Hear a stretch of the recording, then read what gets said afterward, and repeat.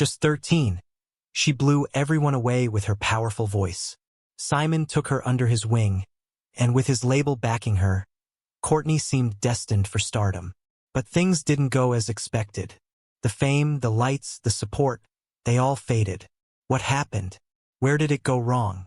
Today, we're diving into the rise, fall, and unexpected journey of Courtney Hadwin. Where is she now? Let's find out. Childhood. Just a kid. Simon Cowell always says he never cries. He's the tough guy who's built stars, crushed dreams, and done it all without batting an eyelid. But the first time he heard Courtney Hadwin sing, he almost shed a tear. While Courtney's journey on the outside seems straightforward, the reality couldn't be further from the truth. And it all began with America's Got Talent. But before we jump right into her AGT experience, let's go over Courtney's path to the show. Courtney was born on July 6, 2004, and grew up in Heselden, a small former mining village near Hartlepool in County Durham, in northeast England. She was raised by her parents, Paul and Anne-Marie, alongside her younger siblings Paul and Melissa. Like with many talented young singers, music was woven into Courtney's life early. She began singing at home when she was just a child. And as she grew, she started to dabble in musical theater and then explored her voice through covers. But it wasn't until she watched Connie Talbot on Britain's Got Talent that her dream to sing seriously began. According to Courtney, she began singing properly at around age 9 or 10, and by 11, while attending Heselden Primary School and shortly after enrolling at the Academy at Shotton Hall, she performed during a lunchtime open mic singing Say Something by A Great Big World and Christina Aguilera. That video was uploaded to Facebook and quickly went viral locally. Classmates were surprised by her vocal prowess, and many immediately urged that she explore her soulful power. And she made sure to do what she was told. After all, she loved singing and writing songs. Courtney's granddad would later share that she began busking in local spaces to help pay for singing lessons and cover family travel costs. Although she didn't make much, she was able to take lessons at multiple local academies, including Shotton Hall Theatre School, Peanuts Master Classes, Kate Sir's School of Music, and Vocal Ovation by Julie Miles. But it wasn't until 2015, when she appeared on Teen Star UK in Newcastle, that she battled in her first notable competition.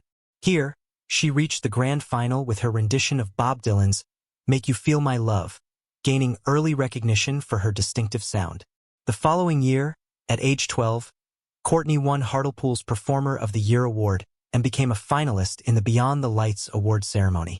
In 2016, she also auditioned for Open Mic UK, delivering a version of Nothing Compares to You as part of her rising presence on local stages.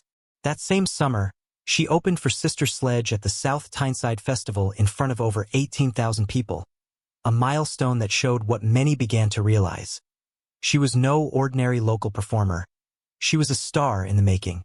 Fast forward to the next year, and Courtney was once again appearing on another show. This time around, it was The Voice Kids UK. Her audition, a fiery rendition of Tina Turner's Nutbush City Limits, earned her a spot on Danny Jones's team.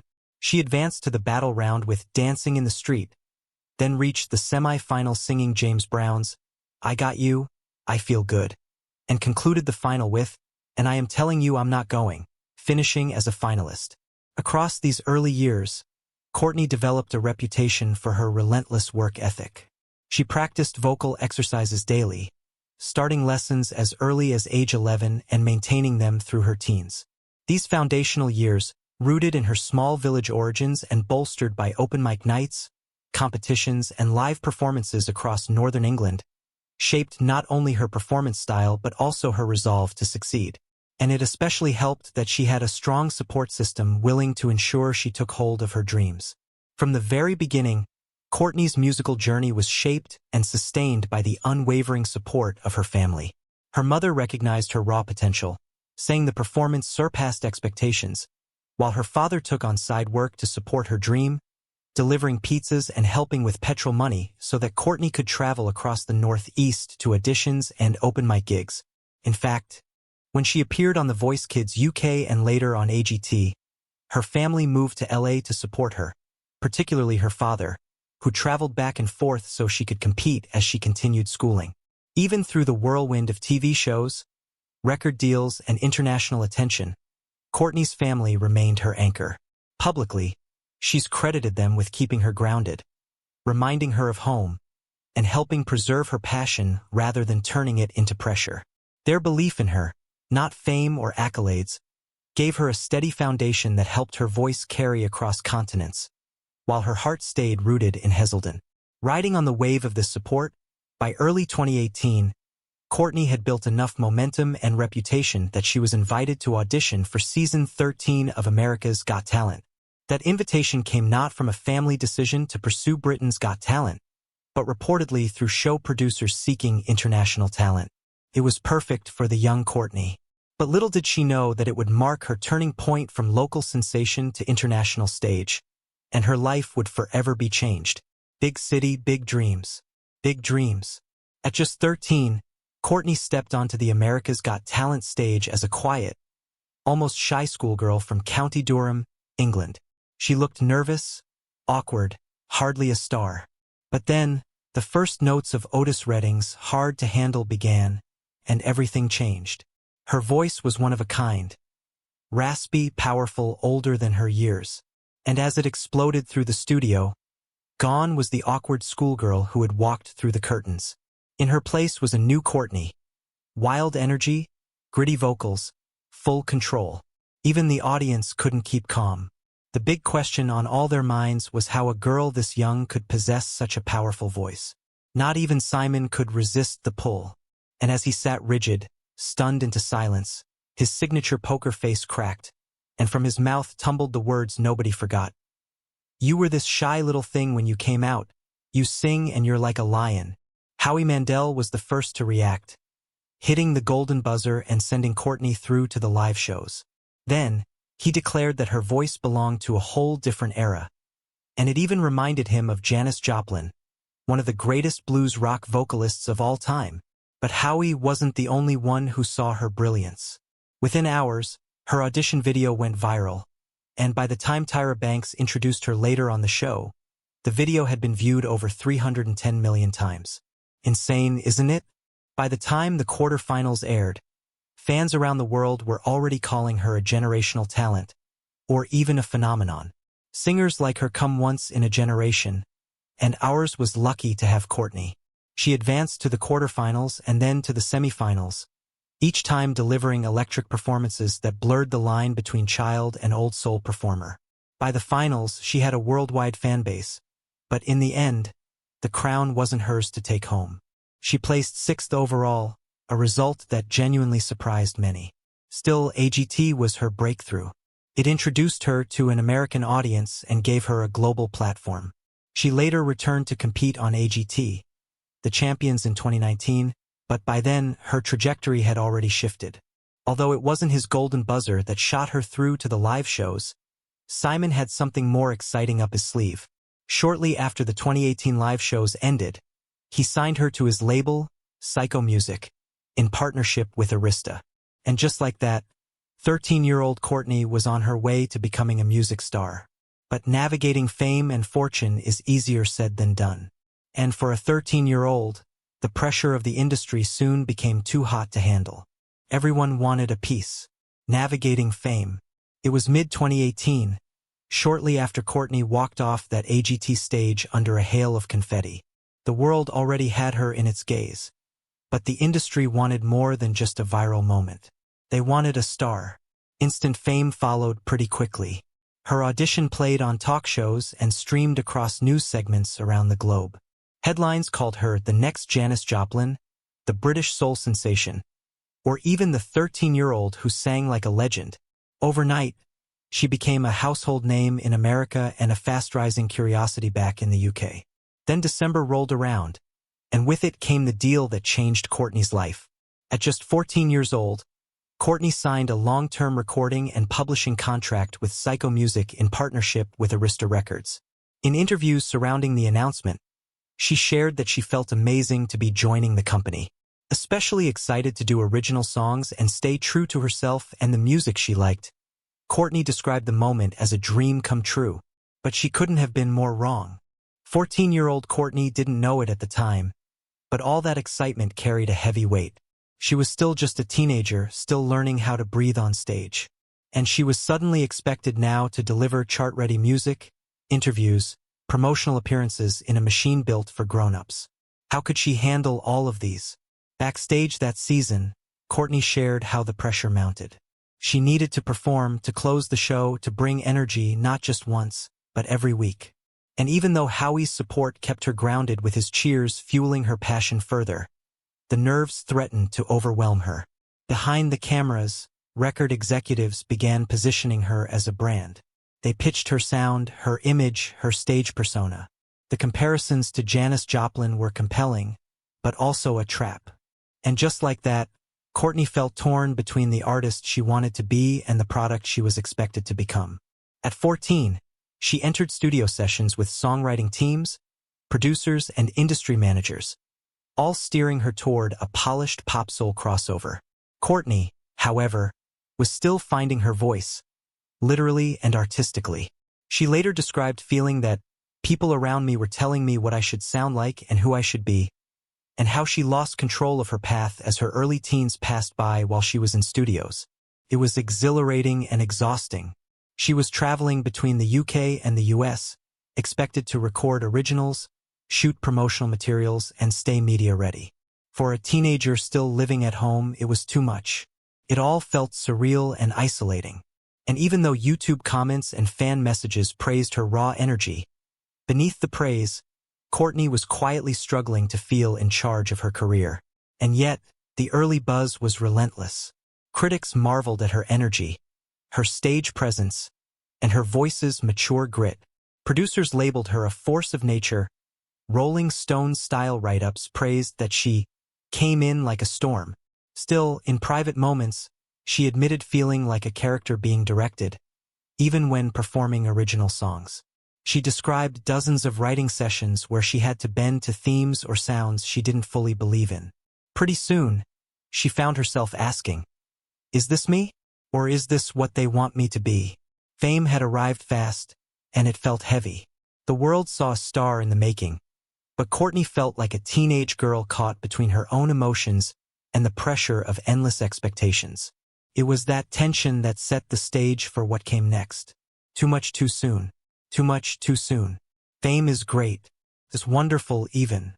But imagine you're a teenager who's not even legal yet, navigating the confusing world of the music industry. Sounds like a hellish life, doesn't it? Well, that's because for Courtney it kind of was. Don't get her wrong. It wasn't like she didn't enjoy the life or the seeds of her hard work and everything else that came with it. It was just too much too soon. Pretty quickly, Courtney's world became a whirlwind the moment she joined Psycho/Arista.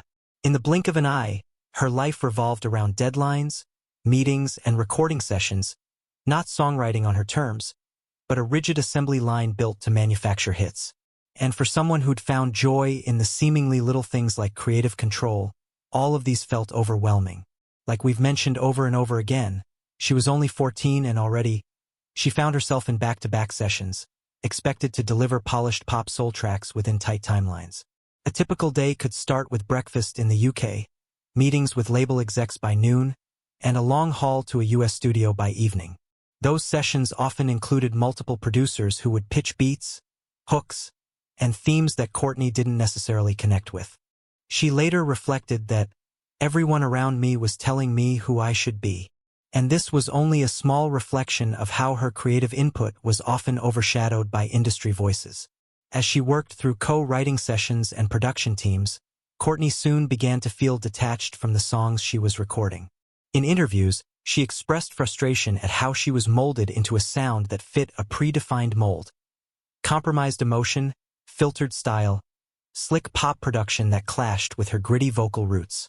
She was still discovering her artistic identity, yet being pressured to conform. That tension chipped away at her confidence, turning what had once been fulfilling into something unfulfilling. With a voice more mature than most college students, her mind was still that of a teenager. Courtney soon began to face mental exhaustion. She described bouts of overwhelm in backstage interviews.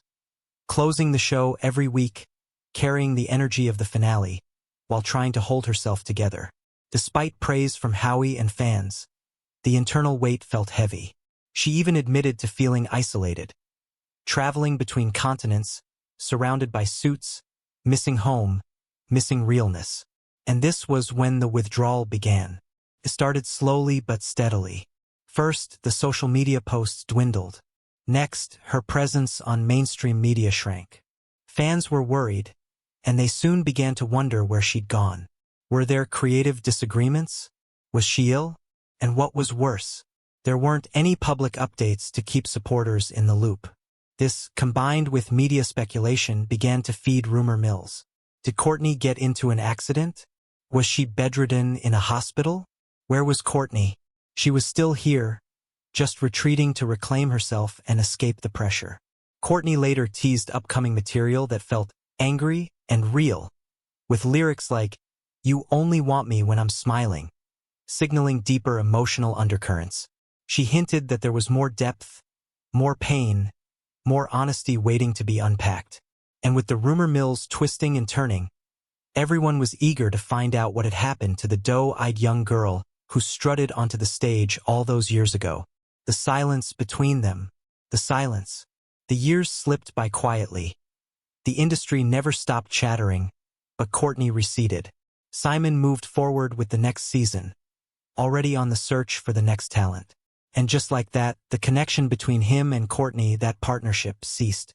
It became a transaction, and it faded into silence. From the outside looking in, it might have seemed like something more, but the truth is, Simon was never a personal mentor to Courtney. He was the executive who cast her, the gatekeeper who signed her. And he was also the man who appeared at public events, made the announcement, and then left her world to business as usual. And you couldn't even blame the guy. His job was to spot talent, not navigate its emotional fallout. Although Courtney never spoke publicly about bitterness toward Simon, many speculated that she harbored ill feelings toward him. After all, he was the driving force behind her joining the label. But even as a young girl, she understood the machinery of the industry, and she understood that Simon was only a part of it, not a confidant. Still, in hindsight, that absence felt meaningful. She was a product to be managed rather than a young artist to be nurtured. Over the next few years, Courtney's activity on social platforms dwindled. She built trust with independent producers, and Kevin Bowe was a turning point, but publicly, it seemed she'd disappeared. Meanwhile, Simon returned to his role as judge, executive, star maker, with no mention of Courtney's turmoil, no commentary on how the system may have faltered. Just the next audition and the next show. Even though life on the shoulders of a big company wasn't all it had been advertised to be, Courtney still held onto her love for music.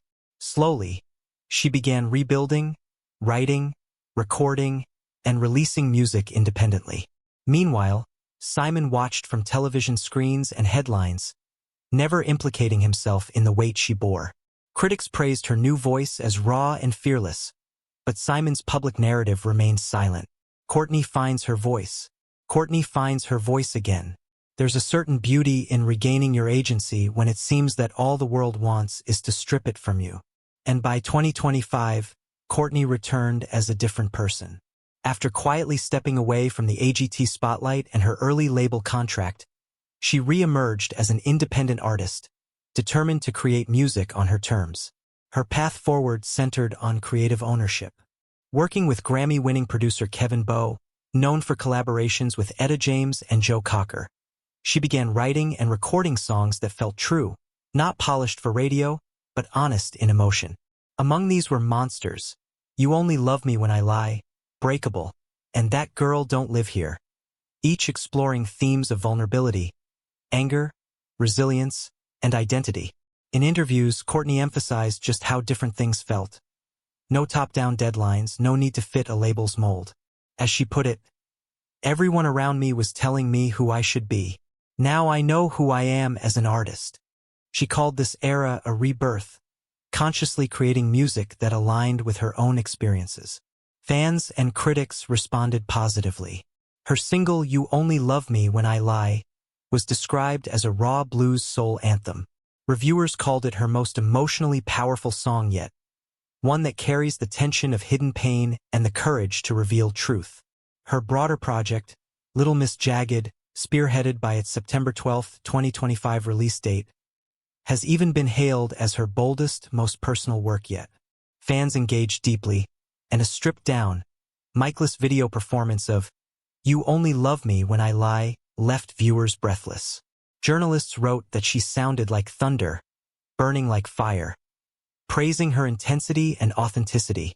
Now 20, Courtney has finally spoken openly about the emotional toll of her early fame, touching on burnout, loss of control, and the pressure she felt to perform before she was ready. She described grappling with her identity under the weight of industry expectation, and how reclaiming her voice felt like reclaiming strength. Her stage presence returned under her own rules, her songs carrying scars and resolve. Gone were the days when she chased applause. Now she aimed to connect and to be witnessed. And Simon? Well, he still remembers the 13-year-old who grabbed his attention all those years ago. Recently, several viral clips and trending retrospectives floated a single striking idea: that he had allegedly broken his long silence on Courtney's career arc. According to the clips, he hardly ever looks vulnerable on camera, because for him, emotion is a luxury. However, in these versions he paused mid-interview, something he rarely does, then sighed, as though carrying a weight he'd ignored for too long. He supposedly said, "We expected too much too soon," and added quietly, "She was a kid. I think we failed her." His voice, they said, cracked. His composure wavered as his emotions lay bare. Nothing like the unflappable judge millions know.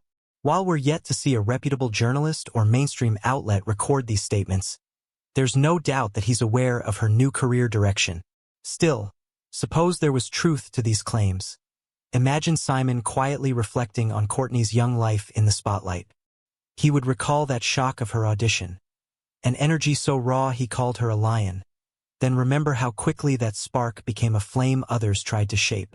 He might describe how business schedules replaced songwriting freedom, how fame pulled her away from herself.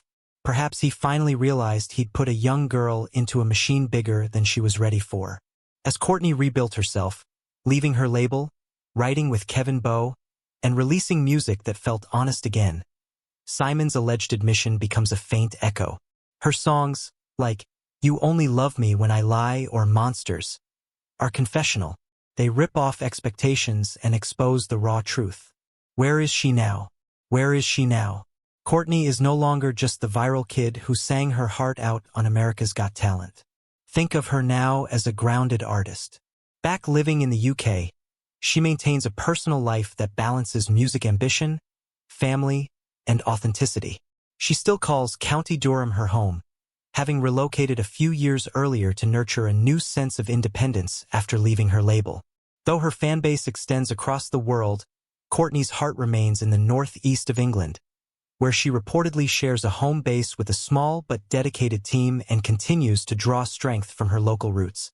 She still stays in touch with friends from her early routines in Heselden and Peterlee. She's also a hands-on writer who occasionally mentions in interviews that her creative process often happens in quiet moments at home, with her laptop and her thoughts lining up into verses. Ever since the social media break, her presence has stayed vibrant. With over 1 million followers across TikTok, YouTube, Instagram, and Facebook, Courtney is deeply engaged digitally, not for promotion, but to bridge connections. When she isn't busy cooking up something in the studio, she shares behind-the-scenes studio snippets, casual conversations about mental health, workout routines, styling changes, like experimenting with a straightened fiery red hair look, and weekend scenes from her life. Fans describe her content as refreshingly honest and real. In a live stream this year, she opened up about the challenges of social media, saying TikTok sometimes feels overwhelming, but she appreciates YouTube as a space where she can share music and life without pressure. Frequently, she hosts Q&A sessions on Instagram stories and replies to fan comments with gratitude. She's candid about her mental health journey, which is helping normalize therapy and self-reflection in ways many young artists shy away from. Her posts often speak to growth, boundaries, and self-care. One interview quoted her saying she's excited to finish her album, but not at the cost of perfection.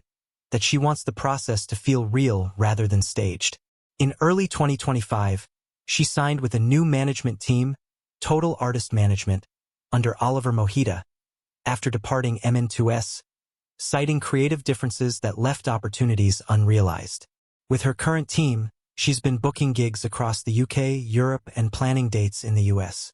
She's played venue shows like Fiddler Elbow in London and is arranging larger tours. A highlight was her performance at Carnegie Hall in April 2024, handpicked by Clive Davis to open a gala, where she performed a Janis Joplin tribute in front of industry legends. That moment was widely covered and celebrated as a sign of her growing artistic respect. Today, Courtney lives a rhythm grounded in creative work and personal growth. Although she travels from time to time and makes occasional U.S. studio visits, she is often at home writing and recording with Kevin Bowe, building her debut album slated for release in September. Album snippets show varied genre experimentation, rock, soul, punk, and interviews reveal she's intentionally unafraid to shift styles between songs.